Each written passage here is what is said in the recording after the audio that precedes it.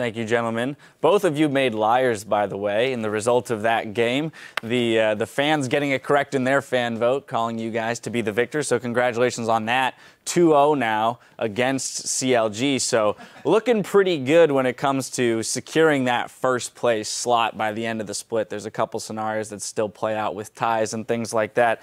I do want to approach something that Zyrene pointed out there first, which was the Baron that you guys secured, which really opened the game up, and that ward placement. You know, so part being fortuitous, but of just the fact that you guys were around the Baron, but you guys showed no hesitation in that call, Bjergsen. It was actually not me, it was Turtle who was calling out that Jinx had a lot of gold on her. He had kept track of like how much gold he had, and he said that he's going to go back and he's going to probably buy Phantom Dancer or QSS here. He said she's going to back and we should do something off of this. So Turtle had been preparing that for about like 30 seconds to a minute, and he was like, as soon as she does something, either we go for a turret, we go for a Baron, and then the opportunity just arose, and we went for the Baron. It was just a really good call. So a lot of foresight there for sure. Now let's go back to the beginning of the game. I want to open it up with an interesting level 1 ward placement, and I don't know if you were aware of this, Darius. You got away right before Link checked that bush with a Q. What was the plan there going in? Because the rest of the team was kind of setting up a line of scrimmage, and you went in for that one deep ward at the Krugs.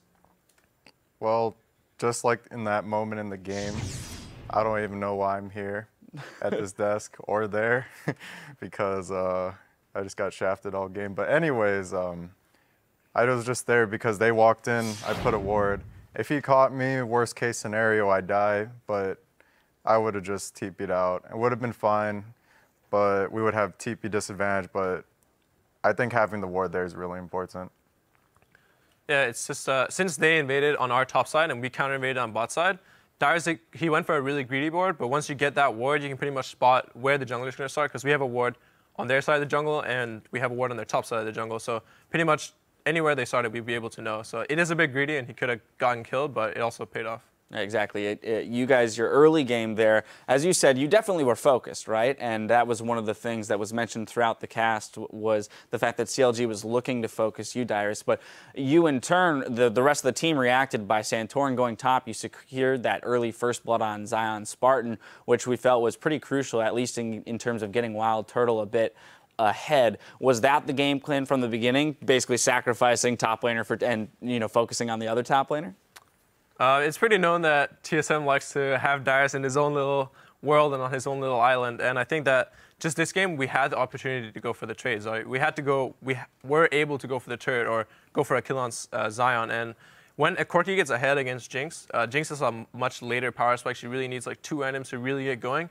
But when Corki hits the Trinity Force, we hit the Trinity Force before Jinx even hit Infinity Edge, so that was such a big power spike on Corki. So we just took that trade-off where Lulu was going to be weaker, but our Corki was going to be so much stronger at one point in the game.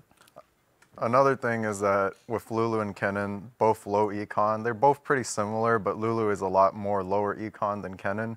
So I was kind of okay with it, although I did want to, catch the big waves, and we decided not to. And I'm like, all right, I'm just going to make do with what I have, 20 CS to 80. No problem, guys, I got this. But it wouldn't be made possible with any other top laner, so it probably would have played out differently.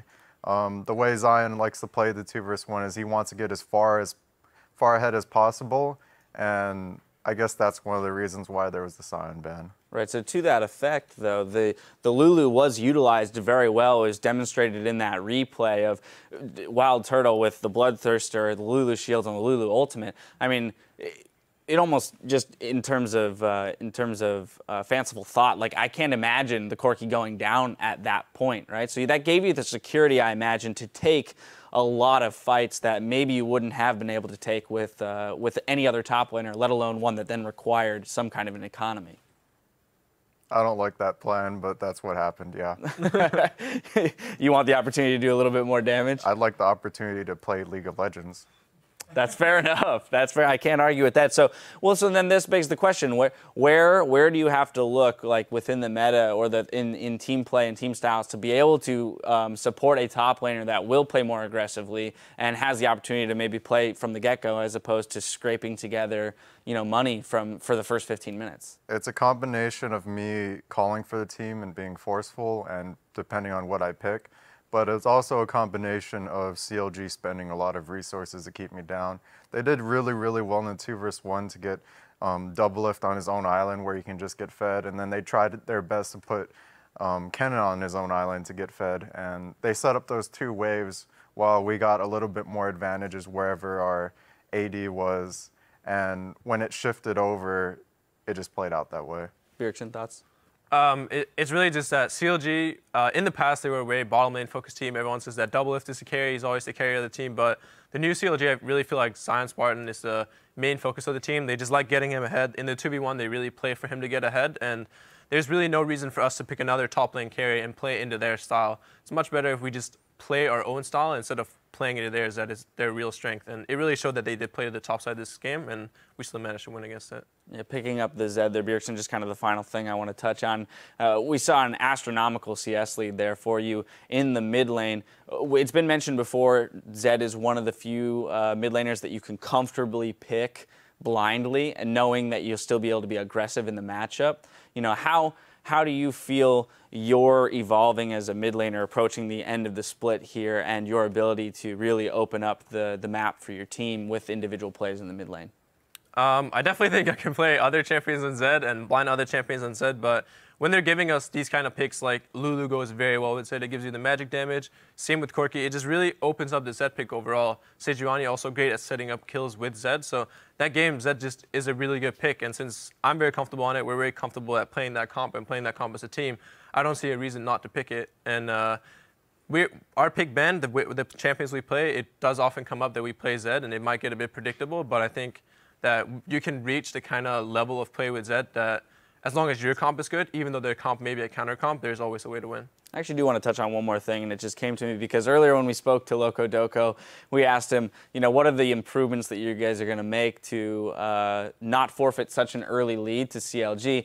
And his response was, well, we just have to play the early game better, right? Obviously, not looking to give away a whole lot of info, you know, before the game, prior to the game. So we touched a little bit on the early game, a little bit, and the top lane trade-off strategy, but what other factors did you guys consider in looking to come out with a stronger early game this time around? Don't look at me. I didn't have a strong early game. I didn't play. Ask him. All right, Bjergsen.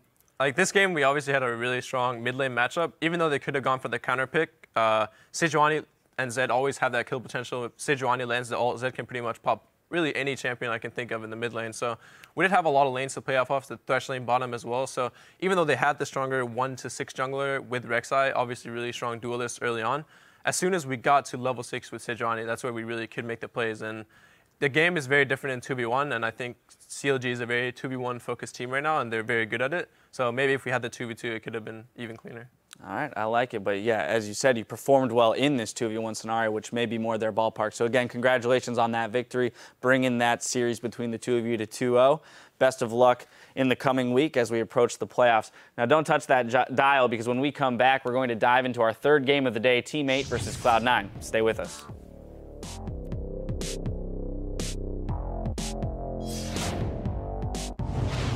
All right, guys, let's get our game face on. Game pace.